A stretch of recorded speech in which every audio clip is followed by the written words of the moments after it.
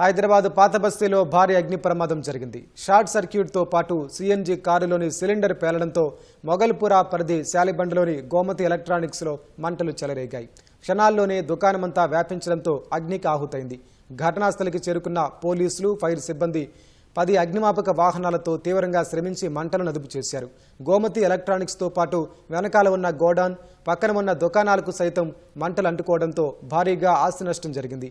ప్రమాదంలో 6 క్షతగాత్రులు కాగా స్థానిక ఆసుపత్రిలో చికిత్స పొందుతున్నారు. బాధితులను చార్మినార్ ఎమ్మెల్యే మీర్ జుల్ఫికర్ అలీ పరామర్శించారు. ఘటనపై అన్ని కోణాల్లో విచారిస్తున్నట్లు డీసీపీ కిరణ్ ప్రభాకర్ తెలిపారు. MFC మనకి ఇన్ఫర్మేషన్ పైన ఇది గోమతి ఎలక్ట్రానిక్ షాప్ లో ఇది fire accident because of short circuit start అయింది. ఆ టైమింగ్ లో అక్కడ ఒక సిఎన్జి ఫిటెడ్ కార్ కూడా ఉంది.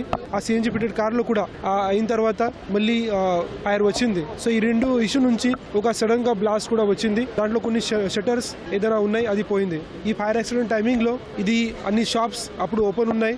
ఆ షాప్ మధ్యలో కొన్ని పర్సన్స్ పని చేస్తున్నారు. అట్ ద సేమ్ టైం ఈ కార్ లో కూడా కొన్ని పర్సన్స్ అక్కడ ఉన్నారు. సో బికాస్ ఆఫ్ ఈ sudden blast and fire accident నుంచి టోటల్ 6 మెంబర్స్ కి ఇంజురీస్ ఇప్పటి వరకు వచ్చింది.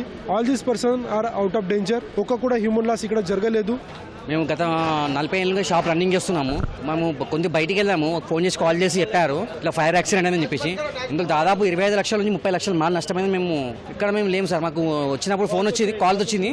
మేము వచ్చే వరకు ఇది జరిగిన నష్టపరిహారం జరిగిపోయింది. రేడియస్ ఒక 1 కిలోమీటర్ దాకా వైబ్రేట్ అయింది. ఈ షాప్లో అయితే ఎక్కువ నష్టమైంది అన్న. ఒక 45 to 50 lakhs దాకా నష్టమైంది పక్కా బట్టల షాప్లో. మేము ఉంటాం ఇక్కడ ఒకటే ఏరియా ఉందని మాకు కాల్స్ రాగానే మేము ఉరుకుంటూ వచ్చినాం.